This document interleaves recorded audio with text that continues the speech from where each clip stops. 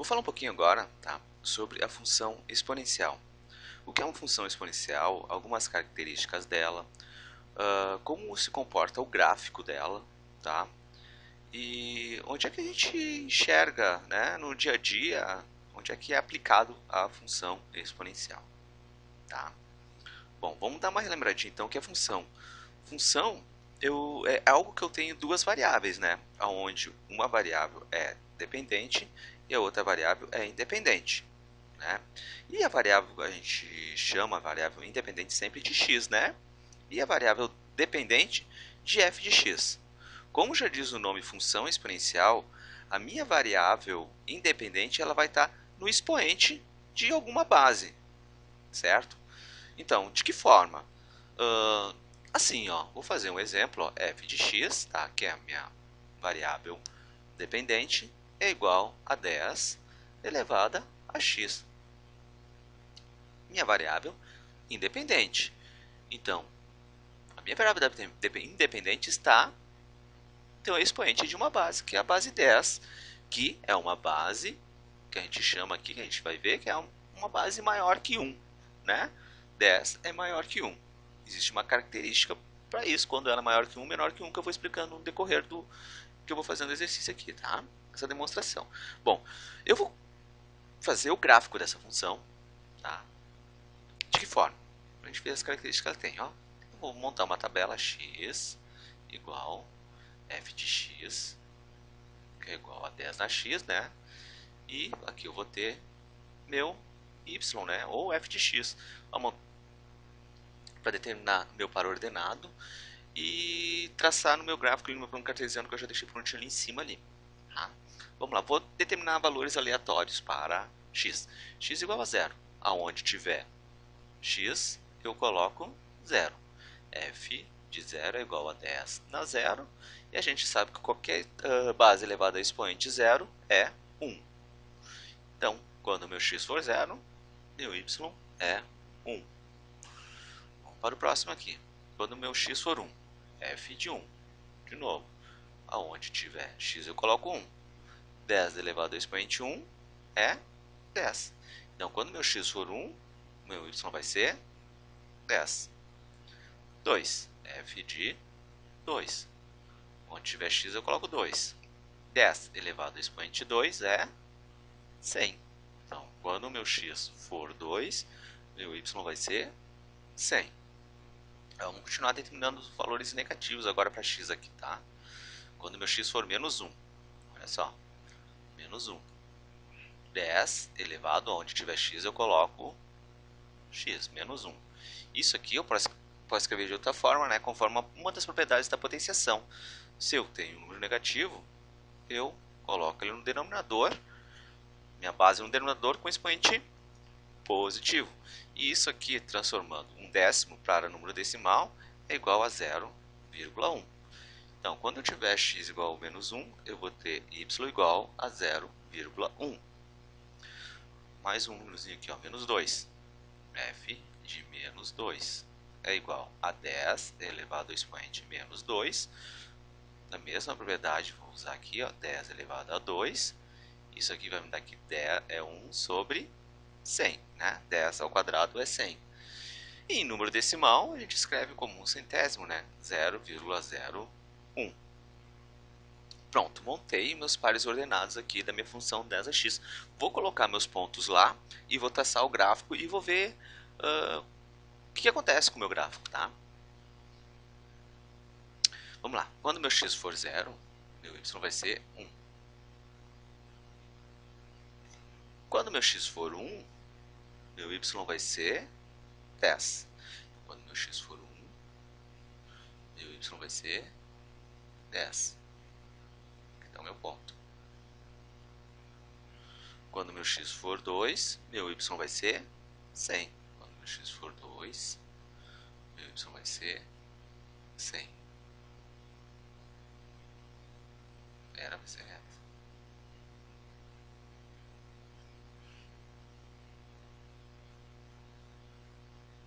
Dá mais pra cima.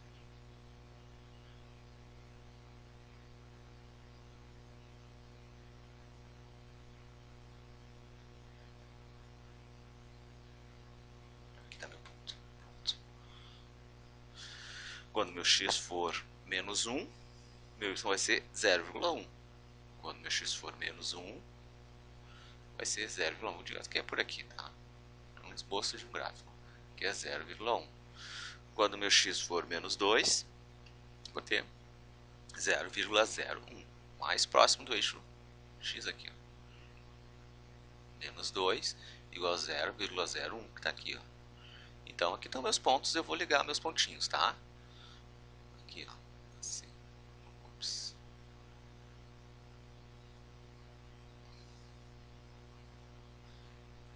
Tá aqui o meu gráfico da minha função 10 na x. Vamos dar uma analisada no gráfico, tá? Vamos ver o que acontece. Olha só. Eu tenho minha base 10, meu expoente x. Quando eu tenho x menos 2, meu y é 0,01. Quando eu tenho meu x menos 1, meu y vale 0,1. Quando eu tenho meu x igual a 0, meu y vale 1. Quando eu tenho meu x igual a 1, meu y vale 10. Veja bem que essa curva está crescendo. Para cada valor de x que eu estou aumentando, está aumentando o meu valor de y. Então eu tenho uma função crescente. Enquanto maior for meu x, maior vai ser meu f de x. Então, na função exponencial, a gente diz que quando a minha base for maior do que 1, eu vou ter uma função crescente.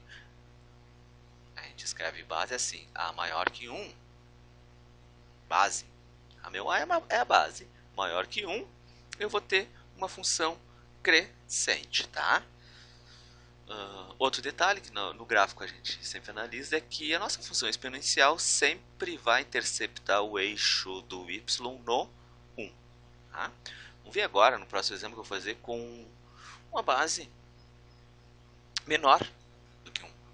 Tá? Vamos ver como é que vai se comportar o meu gráfico. Tá? Vou escrever aqui. Ó. Minha base vai ser 1/10.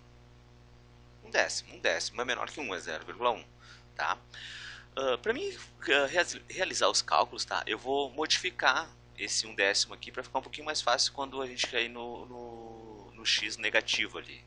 Tá? Quando a gente for determinar o par ordenado do meu x quando ele for negativo. Eu vou escrever isso aqui usando a propriedade de potenciação. Né? Eu posso escrever isso aqui ó, como meu 10 vai. Ele está no denominador, ele vai para o numerador, quando eu tenho aqui, com o expoente trocado, né? O sinal do seu expoente trocado. Se aqui eu tenho mais 1, ele vai para cima com menos 1, né? Menos 1 não preciso colocar. E o x é potência do denominador e do numerador, né? Então, a gente deixa ele dessa forma aqui. 10 na menos x. Usando esse 10 na menos x é que eu vou calcular o par ordenado, a imagem, tá? Dessa funçãozinha aqui. Y. Vamos lá. Vamos calcular aqui. Vou aleatoriamente colocar valores. 0. F de 0, onde tiver x, eu coloco 0. 10 na 0 é igual a 1. A gente sabe, né, que qualquer base elevado ao expoente 0, a minha resposta sempre vai ser 1. Quando meu x for 1, f de 1 vai ser igual a 10 na menos 1. Menos, de onde é esse menos? Aqui, ó, da lei de formação, tá? Podemos errar isso aqui. Menos 1. O sinal é da lei da formação e 1 é 1 que eu estou determinando o valor de x. Vou fazer esse processo inverso, tá? Se eu tenho um expoente negativo, eu posso fazer isso aqui e ele vai para baixo com um expoente positivo. 1 sobre 10. E 1 sobre 10 eu posso escrever uma forma decimal, né? Que é 0,1. Então, quando o meu x for 1, meu f de x vai ser 0,1. Quando meu x for 2, eu vou ter f de 2 é igual a 10 na menos 2, que é igual a 1 sobre 100. Sobre 10 dá 2, desculpa, que é igual a 1 sobre 100, né? E 1 sobre 100, ó, foi para baixo, virou positivo. 10 ao quadrado é 100. E 1 sobre 100 da forma decimal é igual a 0,01.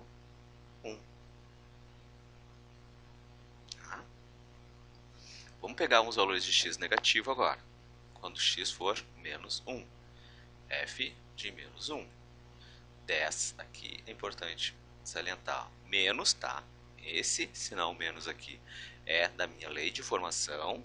Eu vou abrir um parênteses aqui, ó, e vou colocar o meu valor de x, que é menos 1. Menos 1. Ó, menos da lei de formação, menos no meu menos 1 aqui. A gente sabe que sinal menos com menos é mais, né? 10 na 1. Então, quando o meu x for menos 1, meu y será 10. Vamos fazer o último aqui quando x for menos 2. Onde tiver x, eu coloco menos 2. 10 elevado a menos da lei de formação, menos 2. Eu vou ter 10 elevado a quanto? Ó? Menos com menos vira positivo. E 10 ao quadrado é 100. 10 ao quadrado é 100. Então, quando meu x for menos 2, meu y vai ser 100. Tenho os meus pares ordenados aqui. Vamos jogar eles lá no gráfico. Vamos traçar a curva e vamos ver o que vai acontecer com ele. Esse cara aqui, tá? Quando meu x for 0, meu y vai ser 1. Como eu já havia falado, né? Minha função sempre vai cortar. No 1, minha curva. Quando meu x for 1, ó, meu x for 1, meu y vai ser 0,1. Vou dizer que é aqui, ó, 0,1. 0,1. X for 1, 0,1. Quando meu x for 2, vai ser 0,01. Quando meu x for 2, vai ser 0 bem próximo aqui, ó. 0,0. Aqui está o meu 0,01. Tá? Vamos para os negativos. Quando meu x for menos 1, meu y vai ser 10. Vou colocar aqui o 10.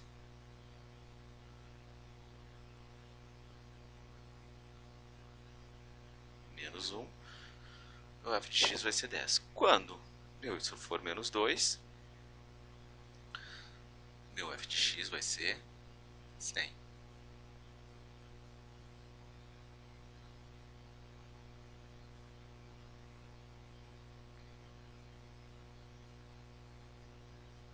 Vamos ligar esse pontinho, vamos ver como é que vai se portar esse gráfico aqui, ó. Olha aqui, ó. Agora vamos analisar o gráfico aqui, ó. Meu x está crescendo, ó, de menos 2. Quando meu x é menos 2, meu y é 100. Quando meu x é menos 1, meu y é 10. O que está acontecendo? Está diminuindo. Quando meu x é 0, meu y é 1. Quando meu x é 1, meu x crescendo, e meu y, ó, 0,1. Quando meu x é 2, 0,01, meu gráfico está decrescendo, né? É um gráfico decrescente, uma função exponencial decrescente, certo? Uma função exponencial decrescente. Tá? E o que é isso? Por que ela é decrescente? Uma função exponencial sempre vai ser decrescente quando o meu a for menor do que 1. Quando a minha base for menor do que 1. Abaixo de 1 sempre vai ser uma função decrescente. E aquilo que eu já tinha falado naquele exemplo anterior, tá? A minha curva sempre vai ser dessa forma aqui. Tá? Ou assim decrescente ou assim crescente. A amplitude dela aqui vai depender da minha lei de formação da minha função. Tá? O que a gente sabe que vai acontecer sempre é que vai cortar sempre no 1. Tá? Uma função exponencial assim ela corta no 1.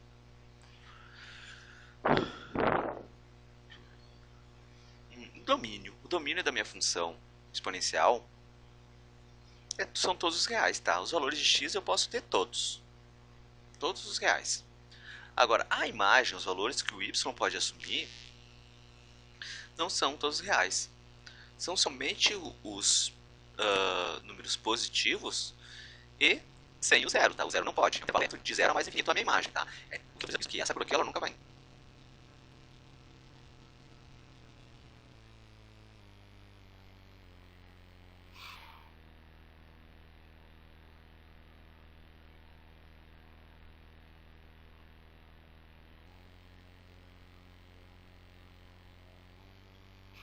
que eu estou dizendo aqui, ó, vou repetir, tá? Que essa curva, ela nunca vai encostar no eixo do x, tá?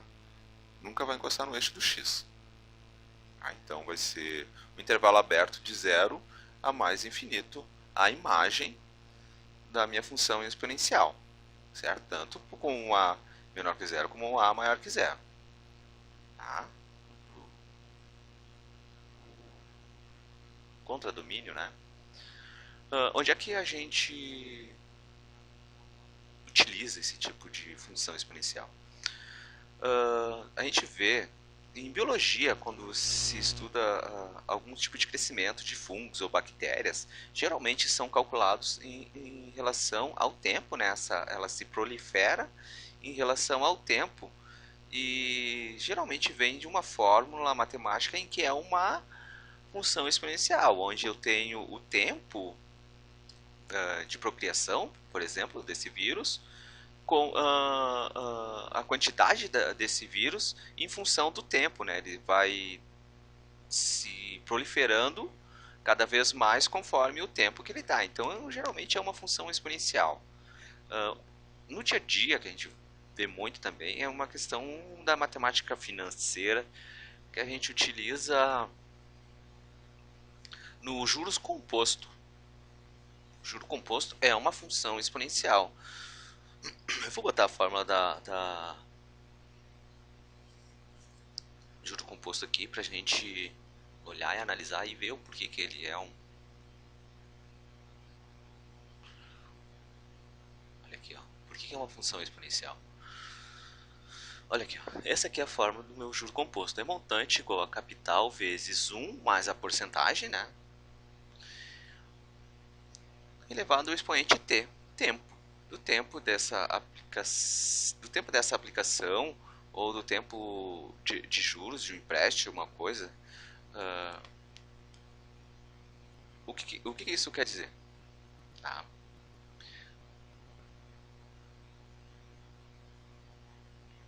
O que isso quer dizer?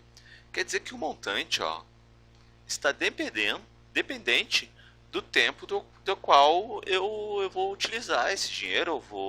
Por exemplo, se eu vou vou aplicar um determinado valor, tá? Tem uma bolsa de valores, vamos dizer. Eu tenho um capital, tá? Que eu vou multiplicar esse capital com 1 mais, né?